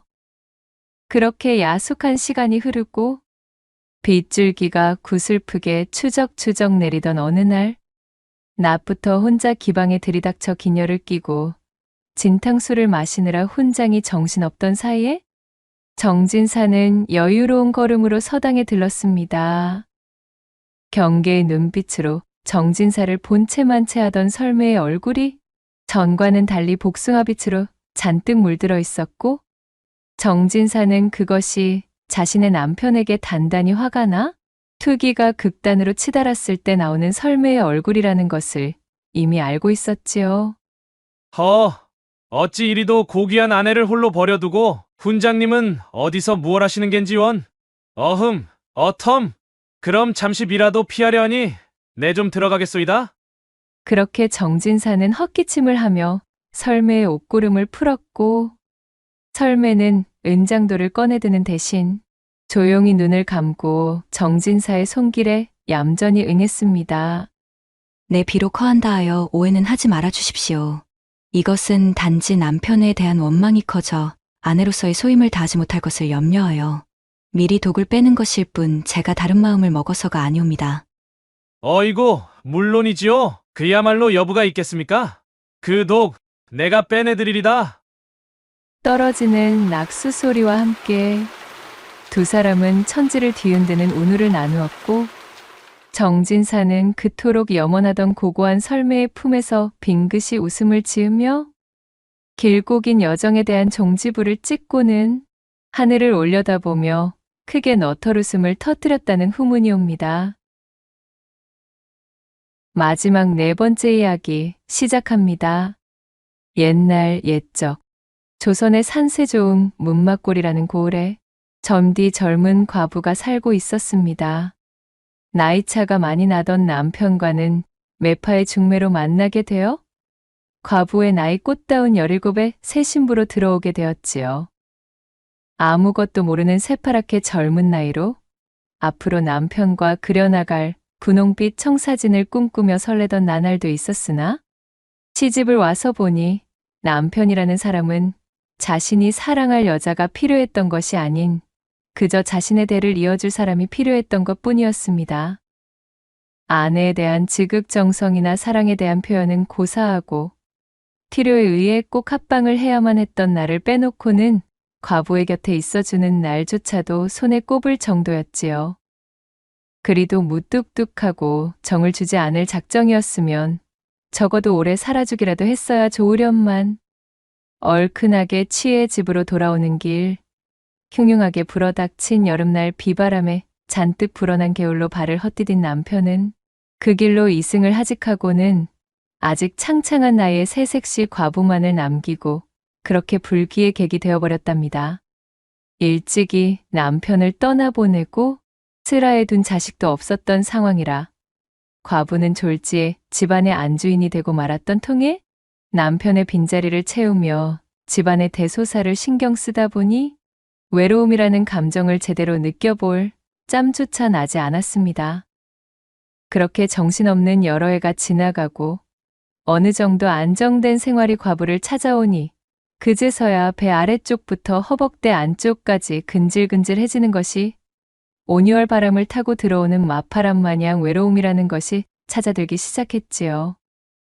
생전 남편이 남겨준 문전옥답이 제법 되어 세경을 놓고 머슴을 부려 그녀의 살림살이는 어려운 것이 없었으나 밤마다 찾아오는 외로움이 이 과부를 괴롭히고 있었습니다.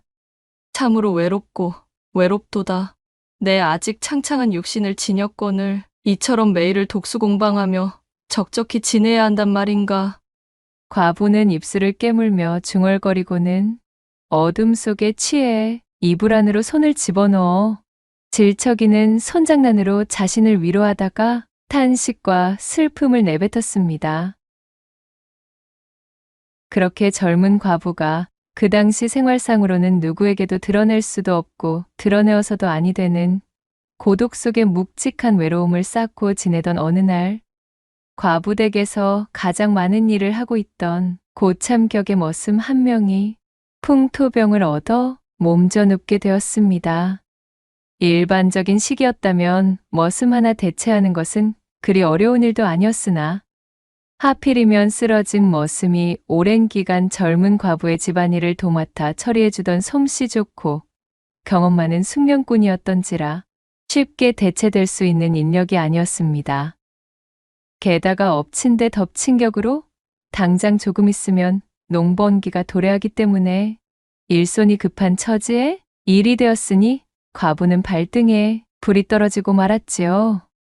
하인 하나를 시켜 당장 실한 머슴을 구한다는 공고 내게 되었고 평소 세경을 넉넉히 주기로 소문나 있던 과부네였기에 그녀의 집 대문에는 일을 시켜달라고 찾아오는 사내들로 금세 북적이고 있었습니다.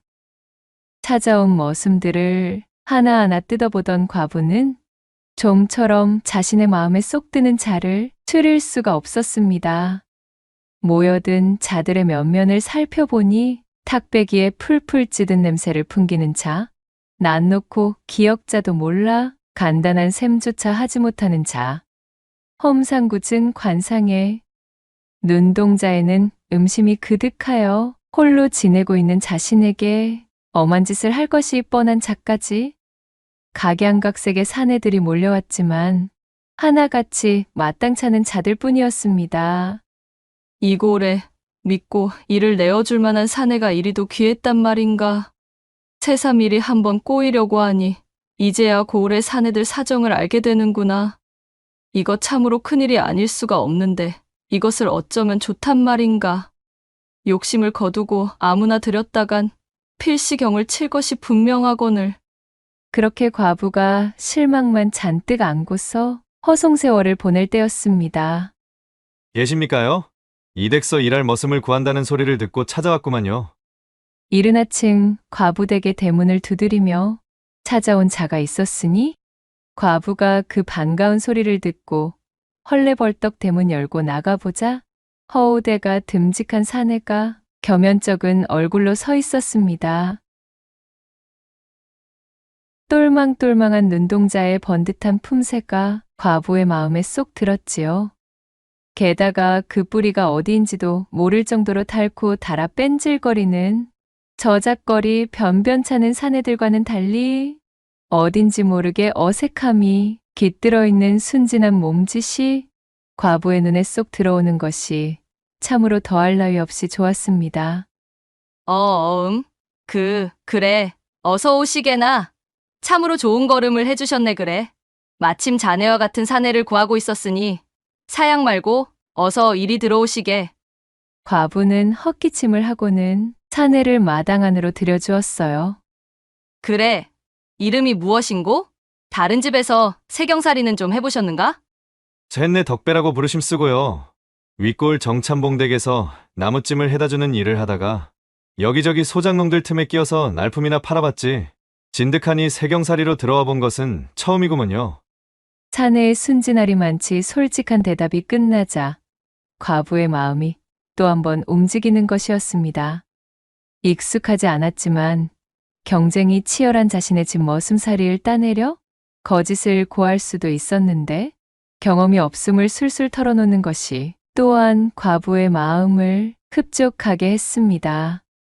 젊은 과부는 그 즉시 이 사내를 채용하고 싶었으나 주변에 모여든 하인들을 비롯하여 지켜보는 눈이 많았기에 경거망동 움직이는 모습을 보일 수가 없었지요. 그녀는 이마에 송글송글 맺혀있던 식은땀을 한번 가볍게 훔쳐내고는 사내를 향해 물었습니다. 기존에 일을 하던 머슴의 대리로 들어와야 하는 자리라 꽤 분주하고 힘이 많이 들 것으로 사료된다네. 그리하여 농번기를 앞둔 마당이라 나의 걱정도 제법 깊은 상태이지.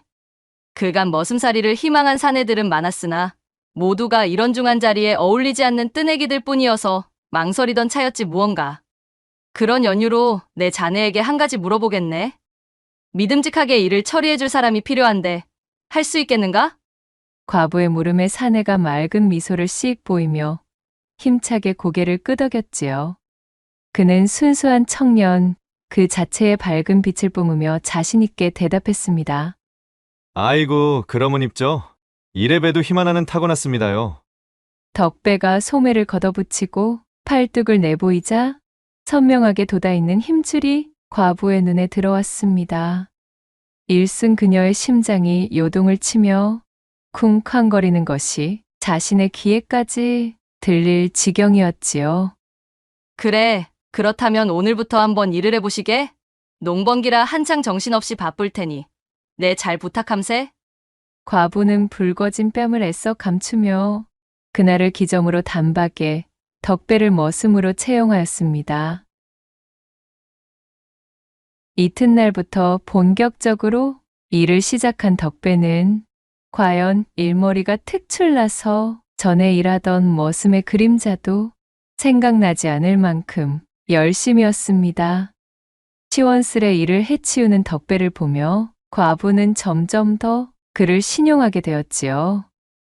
입도 무거워 주변 사람들에게 말을 전하는 기색도 전혀 없었고 그저 묵묵히 제 할 일만 해내는 점 또한 믿음직하였지요. 뿐만 아니라 이 덕배에게 풀풀 풍기는 사내의 배포가 어찌나 아찔하던지 수확한 농작물이 든 자루를 한아름 지고와 곳간에 정리하다 말고 덕배가 흐른 땀을 닦으려 앞서풀 풀어헤치자 소작농들을 관리하던 과부가 그 모습을 발견하고는 두 눈이 휘둥그레해졌습니다. 사람들의 눈을 피해 석가래 뒤로 숨어 덕배를 몰래 지켜보던 과부는 그야말로 제 심장을 주체하지 못하고 있었습니다. 덕배 저것이 아주 넝쿨째 굴러들어온 호박이로구나. 저 널찍한 가슴팍이 참으로 단단해 보이는 것이 내 길고 긴 외로운 밤을 풀어줄 위인으로는 안성맞춤이련만. 과부는 달큰하게 흥이 오른 목소리로 덕배의 튼실한 품에 자신의 몸이 포옥 안겨 매달린 채 방아를 찢듯 운율을 타며 거하게 합의를 치르는 상상까지 하게 되자 정신을 차릴 수 없었습니다. 덕배에게 욕심이 난 과부는 혹여나 덕배가 다른 집의 머슴살이에 눈을 돌릴 것이 걱정되어 끼니마다 풍성한 진수성찬을 내어주었고 덕배에게 잔소리 한 번 없이 세경 또한 넉넉히 챙겨주었습니다. 이러다 보니 먹고 살기 위해 머슴일에 뛰어든 덕배는 과부에게 충심이 생기지 않을 수가 없었지요. 제 동네 또래 동년배들 머슴살이 이야기를 들어보면 제 고생만 하고 세경도 제대로 받지 못해 억울한 사연 투성이인데 자신만 마치 별천지에 있는 듯 다른 세상이었으니 덕배는 점점 제 마님인 이 과부에게 깊은 마음이 있는 것이었습니다. 그리고 그러한 충심이 깊어지면 깊어질수록 어쩐 일인지 덕배의 얼굴에도 수심이 깊어져만 갔습니다. 어째 내가 들었던 이야기랑 너무도 다른 것이 참말로 이러다 천벌이라도 받는 거 아닌가 모르겠구먼. 어째서 저런 착하디착한 마님을 두고 악독한 지주에 욕심이 많아 머슴의 고혈을 빨아먹는다는 소리를 한 것일까. 그야말로 세상 천지 이런 악독한 모함도 없을 정도란 말이여. 악독한 지주가 아니라 참말로 하늘서 내린 선녀님이 따로 없는 분인디 말이여. 알 수 없는 소리를 중얼거린 덕배는 한숨을 크게 내쉬고는 곳간으로 들어가 하던 일에 마저 손을 뻗었습니다.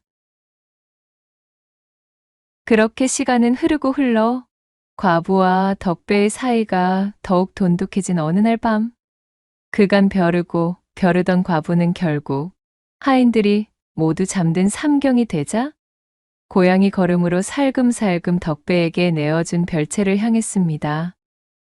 팔자로 누워 거하게 잠들어 있는 덕배의 숨소리를 따라서 조심스럽게 들어간 과부는 숨을 죽이고 조용히 덕배의 하초 위로 둔부를 가져다 대며 올라탔지요. 촉감으로 전해지는 덕배의 양봉은 상상으로만 맛보던 것보다 그 위세가 더욱 놀랍도록 대단하여 이를 치르기도 전에 정신이 혼미해지는 기분이었습니다. 게다가 아무리 기나긴 외로운 밤을 지새웠다고는 하지만 명색이 머슴들을 부리며 세경을 노는 마님의 위치인 자신이 한낱 춘정을 참지 못해 자고 있는 머슴의 별채에 난입하여 이 같은 일을 저지르고 있다 생각하니 오히려 온몸이 불덩어리가 되어 타오르는 듯 하였지요. 그렇게 과부가 봉숭아빛으로 뺨을 물들이며 거사를 시작하려 할 때 잠들어 있던 덕배가 눈을 떠 벌떡 몸을 일으키며 과부를 잡아챘습니다. 아이고, 마님요. 참말로 이것이 무슨 일이랍니까요? 아닌 밤중에 홍두깨라더니만 이러시면 아니 되십니다요. 깨어난 덕배의 목소리에 과부는 화들짝 놀라 잠시 몸이 굳어버렸지만 이미 일은 벌어졌고 순정이 동해버린 자신의 몸도 이젠 어쩔 수 없어진 마당에 그야말로 이판사판이다 싶어 덕배에게 말했어요. 이놈아, 덕배야. 하늘이 알고 땅이 알아도 이 일은 우리만 비밀에 붙이면 아무 탈도 없을 것이니라. 내 그간 너를 봐온 시간을 믿어 이래하는 것이니 오해는 말고 그저 받아들이거라. 나 또한 이런 사람이 아니었거늘 멍하는 내게 다른 생각을 품게 해주는 사내로구나. 하지만 대관절 이것이 무슨 조화였겠습니까? 촉촉함이 스며든 과부의 목소리에도 덕배의 저항은 완강하기만 했습니다. 결단코 안 됩니다요. 천지가 엄연히 나눠져 있는디 마님하고 제가 이래서는 경을 칠 일이구먼요. 그리 일가라고 제 옷매무새를 고쳐 입은 덕배가 벌떡 제 몸을 일으키더니 그 길로 과부를 훌쩍 들쳐 안아 올리고는 별채 밖으로 밀어 쫓아내고는 방문을 쾅 닫아버렸습니다. 졸지에 달쫓던 갯골이 되어 우두커니 별채 밖에 서게 된 과부는 한동안이나 충격을 회복하지 못해 얼이 빠진 얼굴을 하고 있었지요. 설마 하니 덕배에게 이리도 모질게 거절당할 줄은 모르고 있었던 참이었습니다. 한참의 시간이 흐르고 나서야 과부는 야속한 마음을 뒤로하고 탄식을 뱉으며 자신의 안방으로 돌아올 수밖에 없었습니다. 그 이후 두 사람의 관계는 대단히 어색해지고 말았지요. 자신의 마음을 못 이기는 척 받아주길 바랬던 덕배가 예상 밖의 저리도 완강히 나왔으니 과부의 속이 말도 못했습니다. 여인의 정절과 품위마저 내려놓고 한낱 머슴에게 제 속마음을 다 보인 것이 참으로 수치스럽고 야속하였어요. 그럼에도 덕배를 향하는 불같은 마음만은 도저히 꺼질 기미가 보이질 않았습니다. 한편 덕배는 덕배대로 하늘 같은 마님이 자신을 향해 저리도 육탄공세로 나올 줄은 몰랐기에 어쩔 줄을 몰라 마님과 직접 마주치는 것을 피하고 있었습니다. 그렇게 속절없이 시간이 흐르고 바쁘던 농번기도 모두 끝이 나고 겨울이 도래하자 덕배가 과부의 안방을 찾아왔습니다. 마님, 쇳내 드릴 말씀이 있구먼요. 덕배의 한껏 진지한 목소리에 과부가 반색을 숨기며 그를 들여보내 주었고 과부 앞에 무릎을 꿇고 앉은 덕배는 고개를 조아리며 입을 열었습니다. 마님, 그간 저를 물심양면으로다가 도와주시고 베풀어 주신 이내 참말로 죽어서도 잊지 않을 것이구만요. 이것은 솔직한 제 진심입니다요, 마님. 아니, 그게 갑자기 무슨 소리냐? 덕배 내가 마치 어디 먼 길이라도 떠날 사람이냥 구는구나. 모든 것을 실토하겠습니다요, 마님. 그리고는 침통한 표정으로 말을 이었답니다. 사실 쇳내는 저짝의 정참봉 어른이 일부러 이 집으로 보낸 놈이구먼요. 마님 댁에 머슴으로 들어와 마님의 전단문서를 훔쳐오기로 약조된 이른바 도둑놈입니다요. 머리를 한 대 얻어맞은 기분이 된 과부가 두 눈을 껌벅거리며 덕배의 이야기에 입을 다물지 못하고 있었고 덕배는 그 모습에 더욱 양심의 가책을 느낀다는 듯 침통하게 이야기를 이어나갔습니다. 정참봉 그 양반이 전부터 줄곧 마님네 알짜배기 논을 노리고 있었지요. 아마 그간 지속적으로다가 마님께 그 땅을 팔라고 성화했던 적이 있을 것이고만요. 마님께서 순순히 땅을 내어놓질 않으니 정참봉 댁에 고리가 잡혀있는 제게 불호령을 놓고서는 쇳내의 빚을 탕감해주는 조건으로 이 집에 잠입해서 전단문서를 훔쳐오라 시켰지요. 마님께서는 지독한 악덕지주이니 그리하여도 괜찮다 하시면서요. 다시 말해서 머슴살이 희망자인 척 위장시켜 드려놓은 것이구만요. 덕배의 충격적인 실토에 과부는 넋을 잃고 아무런 말도 할 수 없었습니다. 그녀의 사색이 된 얼굴을 본 덕배는 더욱 죄송스러운 표정으로 다시 말했습니다. 처음에는 저 하나 살아보려고 마님을 배신하려는 마음도 있었지만 저 들판의 한낱 짐승놈들조차도 하물며 자기 걷어먹인 주인은 알아본다 안 합니까요? 저를 극진히도 대접해 주시고 거기다가 이 모자라고 쓸모없는 놈을 그래 사내로까지 봐주셔서 친히 품어주시려 한 것을 배신하는 일은 개돼지들도 안 할 짓이구만요. 남의 집 품팔이를 해오면서 마님처럼 저를 사람 대접해 주시는 분은 처음이었습니다요. 모든 것을 실토하고 굵은 눈물을 뚝뚝 흘리며 고개를 떨군 덕배를 한참이나 바라보던 과부는 복잡한 표정으로 잠자코 있었습니다. 마치 그녀의 정수리 위쪽으로 주마등처럼 지나가는 오만 가지 생각들이 형상화되어 휙휙 소리를 내면서 지나가는 것만 같았지요. 그렇게 한참이나 어색하고도 괴로운 침묵이 계속 이어졌고 더 이상의 중압감과 죄책감을 견디지 못했던 덕배가 일어나 스스로 관하에 자신을 고발하겠다 소리치려던 찰나 이윽고 과부의 입술이 무겁게 열렸지요. 너의 빚을 대신 탕감해주고 그 땅도 정찬봉에게 순순히 내어준다면 그러면 되겠느냐? 네? 뭐라고쇼? 정찬봉이 원하는 땅 문서를 정찬봉이 원하는 가격으로 팔겠다. 이 말이다. 그리고 내게 묶여있는 고리의 빚도 내 갚아주겠다고 하였다. 그리하면 너도 더 이상 무거운 마음의 짐을 지고 살지 않아도 되겠지. 아니, 마님, 그게 무슨 천부당 만부당한 말씀입니까요? 그 땅이 어떤 땅인데 그것을 저 같은 놈 때문에 포기하신단 말씀이십니까요? 게다가 쇳내가 어찌 이 집에 들어온 것인지 아셨으면서 제 빚을 갚아주신다니요? 덕배가 파랗게 질린 채 벌벌 떨며 반문하자 마님의 낯빛이 한결 온화해졌습니다. 내 잠시나마 너에게 야속한 마음을 품었던 것을 부정치는 않겠다. 허나 이렇듯 솔직하게 내게 모든 것을 털어놓은 데다가 천성이 악하지 못한 내가 그러한 사실을 숨기고 지내느라 그간 얼마나 마음을 졸였겠느냐. 내가 우리 집에서 일하는 동안 내 너를 자세히도 보아왔느니라.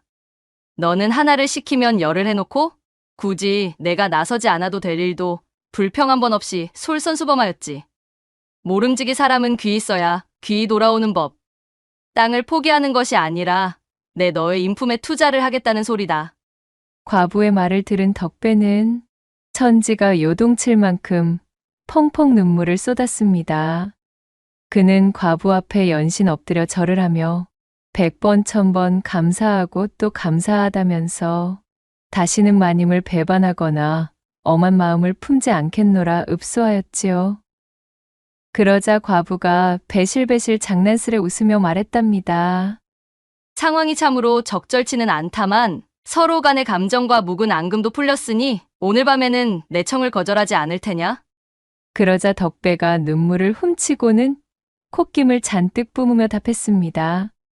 천지가 유별하여 언감생심 마님께 손을 댈 주제가 아니라 꾹 참아왔던 것이지. 저 역시도 마님을 품에 안을 수만 있다면야 곤장이 무섭겠습니까? 치도곤이 무섭겠습니까요? 그동안 저를 다스리며 꾹꾹 참아내느라 아주 그냥 돌아버리는 줄 알았구먼요. 그리하여 서로가 서로의 눈동자에서 타오르는 불꽃을 확인한 두 사람은 그 길로 서로의 몸을 끌어안고 입술을 향해 맹렬히 달려들었으니 그간 참았던 시간을 보상이라도 하겠다는 듯 찬세를 호령하는 범의 기세로 매섭게 몰아붙이는 덕배와 그간 참았던 시간을 보상받기라도 하겠다는 듯 천지를 뒤흔드는 용의 기세로 거하게 빨아들이는 과부의 궁합이 절정에 치달아 깊어가는 삼경처럼 둘은 인정사정 없는 운우지정을 나누었습니다. 그렇게 한바탕 소란을 펼친 뒤 덕배는 자신을 위해 땅을 내어놓고 빚을 탕감해준 제마님의 은덕에 보답이라도 하려는 양 낮에는 전보다 2배, 3배 열심히 몸을 놀려 일을 하였고 밤에는 지치지도 않고 마님을 위해 열성을 다하여 봉사에 매진하였으니 과부는 땅을 내어준 것이 하나도 아깝지가 아니하여 항시 얼굴에는 웃음꽃이 떠나가질 않았습니다. 마을 사람들도 나날이 생기가 돌고 어여뻐지는 과부를 보며 의아해하였지요. 이후로도 두 사람은 굳게 비밀을 유지하며 이 미래를 즐긴 덕분으로 과분의 담벼락에서는 오래도록 웃음소리와 교성이 끊이질 않았다는 후문이 옵니다. 낭독해드린 이야기가 우리 마님들과 선비님들 마음에 드셨다면 구독과 좋아요, 댓글로 야담상회를 응원해 주셔요. 늘 잊지 않고 야담상회를 찾아주시는 여러분들 시청해 주셔서 참으로 감사합니다.